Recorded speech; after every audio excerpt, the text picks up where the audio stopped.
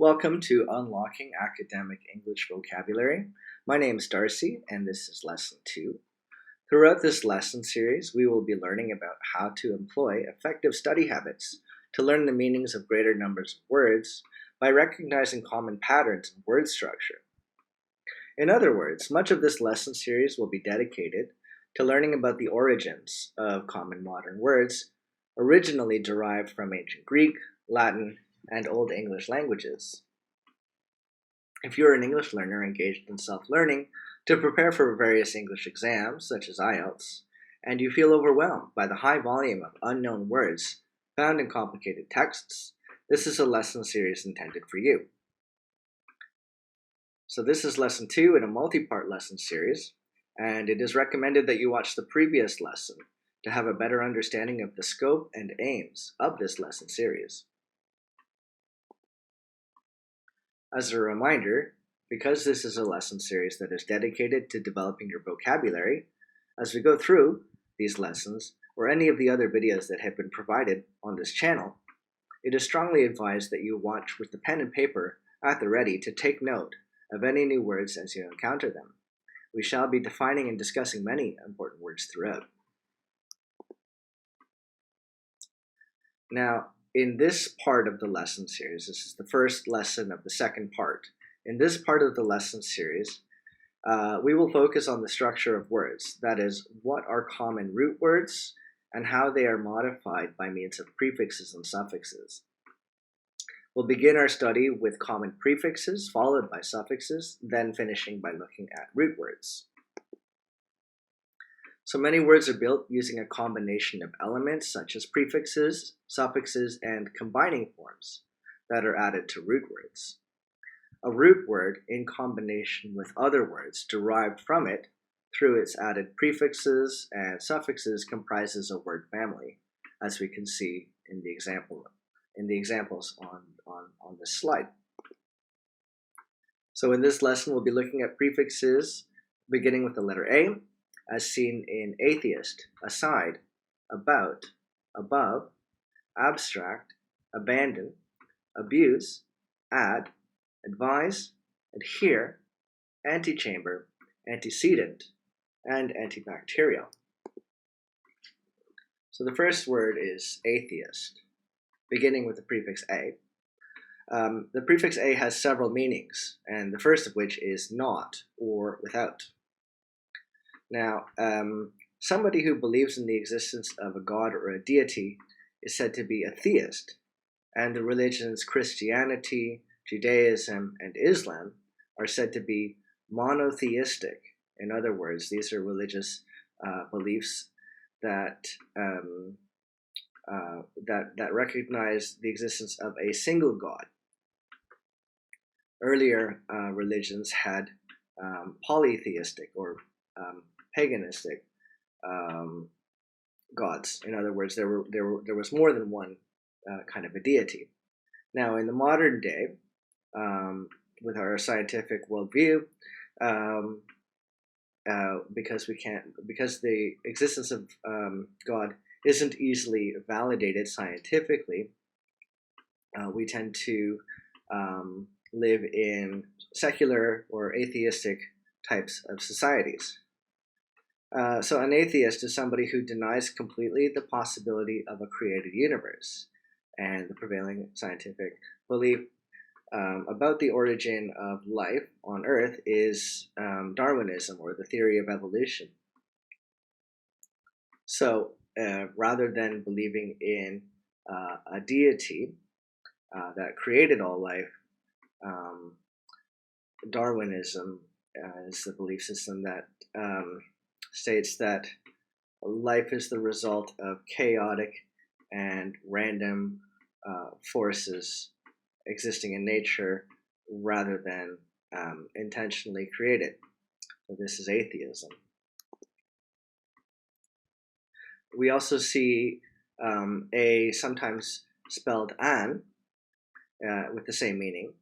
So an is used the same way as the prefix a, but because certain root words begin with vowels, when we put the prefix a before a word with a vowel, When A precedes a root word beginning with a vowel, it changes to an, which is very common in English. So if we look at the example of anarchy or anarchism, anarchism is the word denoting a situation in which there are no formal rules or government. So in a state of anarchy, we could say that in the natural world, in the law of jungle, there are no rulers and there are no systems of governance recognized mutually. You have a state of anarchy when a government fails for reasons of war or economic crisis. Typically, what happens is human communities devolve into a state of anarchy. Now, the second meaning of the prefix a can mean towards. The word aside means to put something aside, to put it off to one side. Compare the word aside with inside. A different prefix gives the root word a different meaning. The third meaning can be on, and we see in the examples above and about. These two prepositions use the prefix to mean on. In the original Old English language, we had on combined with Bhutan for about, and on combined with Bufan to mean above. And over time, these words on Bhutan became shortened to about, and on Bufan just became shortened to above. And this is a phenomenon that is we see very commonly when we look at the evolution of modern words. If we look at this word abstract, this uses the prefix ab. The prefix ab denotes to move away from, or to come from, or simply from. Abstract, as an adjective, means to exist in thought or as an idea, removed from the physical world. So if we look at the concept of law and order, this is an abstract concept that exists in human society as something that separates us from the law of the jungle. Because human beings cooperate and collaborate and instinctively use language to communicate, we are able to come up with mutually agreed upon and understood codes of conduct or rules pertaining to how we engage with one another in trade and how to settle disputes when they arise. So in a functioning human community, you have some form of law and order and governance. As a verb, it can mean to withdraw or retreat, also to consider something in the theoretical sense. So the root word of abstract is abtraher, which means drawn off. And if we compare the word abstract with the word extract, we see that a different prefix gives it a different meaning. So to abstract something means to take the properties or attributes of a thing or an event, a phenomenon in the physical world, and take its qualities, its bare essentials, and represent it as a symbol and an idea. Compare that with extract. Extract simply means to take from. And when we take minerals from the earth, this is called mineral extraction. We can see in the example of abandon, it has a similar meaning of away from. So abandon means to desert or to leave or to give up on something. An abandoned house is a house in which nobody lives in. To abandon a project means maybe the firm has run out of money and can no longer pay people to complete the project. Abandon a sinking ship. The ship can no longer support itself. It's sinking, and everyone needs to leave the ship. To abandon a sinking ship. In its original meaning, the word was used to mean to be brought under control by external forces. In other words, to surrender, to abandon the fight, to abandon the struggle, or to lose control. Abuse. Abuse means misuse or to use something badly. Treating an animal with cruel violence is animal abuse. Using alcohol and other narcotic drugs to the detriment of one's health is substance abuse. In this example, we see once again how the prefix ab means away from.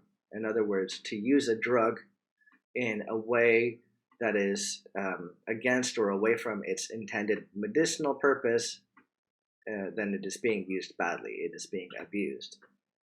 To use something in a different way from its intended purpose is abuse. Moving on to AD, the prefix AD denotes a change in the motion or direction towards something, or an increase or decrease in amount. So the first word add means something that is joined with something else to combine in size and number, as in 1 and 1 added together are 2. Its original form, add, and the word dare meant to put together.